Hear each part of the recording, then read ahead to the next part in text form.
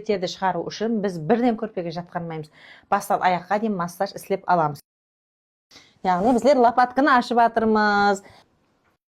Әсіресе аял қыздарымызға сен 40 күн шілле деп айтылады, шілле деп бекарға айтылмаған. 40 күн сіз сақлана алмадыңыз ба? Демек матка төмен түсіп кете береді. Матка төмен түсіп кеткеннен кейін ачу десе де сідік кетіп қалады. Мысалы деп қарасақ, жөтелсе де сідік кетіп қалады. Сідікті ұстай алмай қаламыз. Тек жасыл көллерде емес, бұл жастар ортасынан бұл болып жатырды да.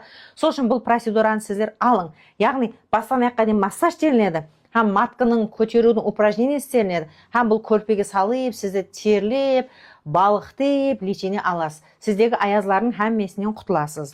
Енді қазір қандай болып жатырсыз неден кейін? Демек терлеп, бұл һәмме аязларды алып шығады. Сол үшін бұны балада етіп біз құндақлап қойдық. Сол үшін осы процедураны ұсыныс етеміз. Кейін одан тысқары.